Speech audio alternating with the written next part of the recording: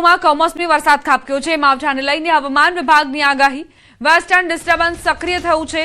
કચ્છ, પોરબંદર, દ્વારકા, જામનગર, મોરબી, બનાસકાંઠા, સાબરકાંઠા, પાટણમાં સામાન્ય વરસાદની આગાહી। 24 કલાક બાદ લઘુત્તમ તાપમાન 2 થી 3 ડિગ્રી ઘટશે। નવા વર્ષની શરૂઆતમાં ઠંડીનો ચમકારો અનુભવાશે। અમદાવાદનું લઘુત્તમ તાપમાન 15 ડિગ્રી આસપાસ રહેશે તેવી સંભાવના। आज का जो फोरकास्ट है 31 दिसंबर से लेकर 6 जनवरी तक, इसमें आज लाइट रेन का पूर्वानुमान दिया गया है। इसमें जो डिस्ट्रिक्ट अभी आ रहे मेनली उत्तरीय गुजरात क्षेत्रों की बनासकांठा, साबरकांठा, पठान के लिए दिया गया है। और सौराष्ट्र कच्छ में जो डिस्ट्रिक्ट आ रहा है इसमें पोरबंदर, देवभूमि, द्वारका, जामनगर, मोरबी के और कच्छ के लिए दिया गया है। आज ये लाइट रेन की पूर्वानुमान दिया गया है। और लघुत्तम तापमान के बारे में जो आज अगले 24 आवर में कोई बड़ा बदलाव नहीं रहेगा।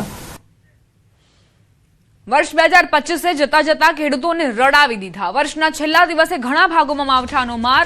राजकोटमां नवा वर्षनी उजवणीमां मावठुं विलन बन्युं। शहेરના ઘણા ભાગોમાં વરસાદી માહોલ। શહેરમાં વાદળછાયું વાતાવરણ છવાયું। મહુડી સહિત વિસ્તારોમાં વરસાદી છાંટા પડી રહ્યા છે। રાજકોટ શહેરમાં બપોર બાદ વાતાવરણમાં પલટો આવ્યો। વર્ષના અંતિમ દિવસે પણ આ માવઠાએ પીછો નથી છોડ્યો। નવા વર્ષની ઉજવણીમાં રાજકોટિયન્સ વ્યસ્ત હતા અને એ સમય જ માવઠું વરસ્યું।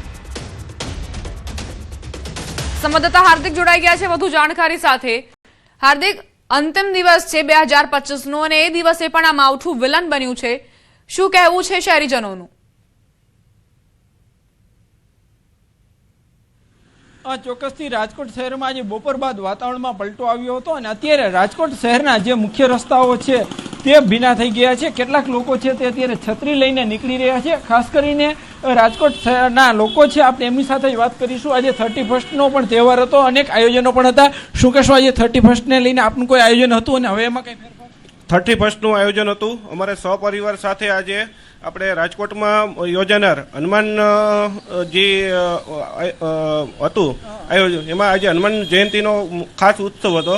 તે આજે અમે કદાચ મોકૂફ કરશું એવું છે વરસાદના હિસાબે, કારણ કે થોડુંક વિઘ્ન આવે એવું દેખાય છે। બાકી બીજું કોઈ આયોજન આપણે હતું નહીં 31નું। શું કહેશો, અત્યારે રાજકોટનું વાતાવરણ કેવું છે, શું અસર છે? 15 મિનિટ પહેલાં કાંઈ હતું નહીં ને અત્યારે ઓચિંતાનો વરસાદ આવીને આખો માહોલ ચેન્જ થઈ ગયો છે। હવે આના હિસાબે છે ને કે બારે વાતાવરણમાં અત્યારે નીકળવામાં ખૂબ ધ્યાન રાખવું પડે એવું છે, નકર આપણી શારીરિક તબિયત બગડી શકે એમ છે। ચોક્કસથી જે રીતના રાજકોટ શહેરમાં અંતિમ દિવસે જે છે એ વાતાવરણમાં પલટો આવ્યો છે અને જે છે અહીંયા અન્ય લોકો છે, આપણે એમની સાથે પણ વાત કરવાનો પ્રયાસ કરીશું। શું કહેશો, અત્યારે કેવું વાતાવરણમાં પલટો છે, શું અસર છે?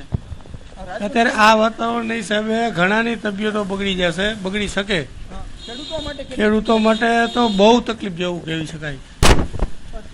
જે રીતના રાજકોટના લોકો છે તે પણ કહી રહ્યા છે કે જે છે ક્યાંક અત્યારે ખેડૂતો માટે છે આ સૌથી મોટા ચિંતાના સમાચાર કહી શકાય, કેમ કે જીરું, ઘઉં, મકાઈ સહિતના અનેક પાકોને નુકસાન થઈ શકે છે। તો સાથે સાથે આવતા દિવસોમાં રોગચાળો ફેલાવાની ભીતિ પણ રાજકોટવાસીઓને છે। જી, આભાર હાર્દિક જાણકારી આપવા માટે। થોડીવાર પહેલાના દ્રશ્યો આપ ટેલિવિઝન સ્ક્રીન પર જોઈ રહ્યા છો, જ્યારે રાજકોટમાં વરસાદનું આગમન થયું। કમોસમી માવઠું છે જે વિલન સાબિત થયું છે, કારણ કે ઉજવણી માટે સૌ કોઈ ઉત્સાહિત હતા। 31ની ઉજવણી કરવાની હતી, પરંતુ તે પહેલા આજે વરસાદ ખાબક્યો છે તેણે તમામના પ્લાન ફેલ કરી દીધા છે। નવા વર્ષની આ ઉજવણી જે મોકૂફ રાખવાનો વિચાર રાજકોટિયન્સ કરી રહ્યા છે। સૌરાષ્ટ્રના ઘણા જિલ્લાઓમાં ભર શિયાળે માવઠાનો માર। યાત્રાધામ દ્વારકાના વાતાવરણમાં પલટો આવ્યો। પવન સાથે વરસાદી ઝાપટા પડ્યા। મુખ્ય બજારોના રસ્તાઓ પર પાણી થઈ ગયા છે। ખેડૂતોનો શિયાળુ પાક જેને નુકસાન થવાની ભીતિ।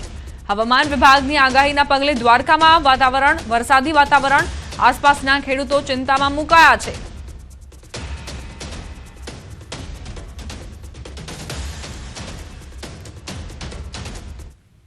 કાલાવડ તાલુકાના વિભાણિયા, રોજિયા, જુવાનપુર, જીવાપુર સહિતના આસપાસના ગામડાઓમાં માવઠાના કારણે ખેડૂતોની ચિંતા વધી ગઈ।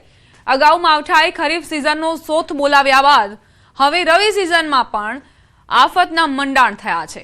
ભર શિયાળે ગ્રામ્ય વિસ્તારમાં વરસાદી વાતાવરણ સર્જાતા ઘઉં, જીરું, ચણા, ધાણા, રાયડો સહિતના રવિ પાકનું વાવેતર કરનારા ખેડૂતોની ચિંતામાં વધારો થયો છે, કારણ કે ખરીફ સિઝનમાં નુકસાન બાદ ખેડૂતોને એકમાત્ર આશા રવિ સિઝન છે.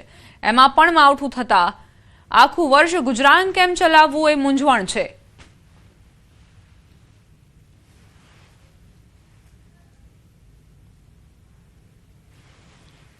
સૌરાષ્ટ્ર, કચ્છ અને ગુજરાતના અનેક ભાગોમાં વરસાદી માહોલ. સૌરાષ્ટ્રના ભાગોમાં વરસાદી માહોલ છે. પોરબંદર અને દ્વારકા જિલ્લામાં કમોસમી વરસાદ ખાબક્યો. પોરબંદરમાં કેટલાક વિસ્તારોમાં વરસાદ વરસતા ભર શિયાળે ચોમાસા જેવો દ્રશ્યો સર્જાયા. બીજી તરફ બનાસકાંઠામાં પણ વરસાદી વાદળો ઘેરાયા હતા. અત્યાર સુધી કડકડતી ઠંડી પડી રહી હતી. ધુમ્મસની ચાદર પથરાઈ રહી હતી. ત્યાં ભર શિયાળે માવઠું ત્રાટક્યું. કમોસમી આફતના દ્રશ્યો પોરબંદરના છે. શહેરના વિવિધ વિસ્તારમાં મોડી રાતથી જ ઠંડી ગાયબ થઈ ગઈ હતી અને વાદળછાયું વાતાવરણ સર્જાયું હતું. વહેલી સવારથી જ કમોસમી વરસાદ વરસવાનું શરૂ થઈ જતા ખેડૂતોના જીવ અદ્ધર થઈ ગયા હતા. રોડ પર પાણી વહેતા થઈ જાય એવો વરસાદ પડ્યો હતો. આ બાજુ પોરબંદરની જેમ જ દ્વારકાના વાતાવરણમાં પણ પલટો આવ્યો હતો. ભાણવડ, જામખંભાળિયા સહિતના ગામડાઓમાં કમોસમી કમઠાણ સર્જાયું. છૂટો છવાયો વરસાદ નોંધાતા ખેડૂતોની ચિંતામાં વધારો થયો, કેમ કે જીરું, ચણા, ધાણા, ઘઉં સહિતના પાકને નુકસાની થવાની ભીતિ સેવાઈ રહી છે. બનાસકાંઠામાં ભર શિયાળે કાળા ડિબાંગ વાદળ ઘેરાયા છે. બનાસકાંઠા અને આસપાસના વિસ્તારમાં વાદળછાયું વાતાવરણ સર્જાયું છે, જેના કારણે ખેડૂતો ચિંતિત બન્યા છે.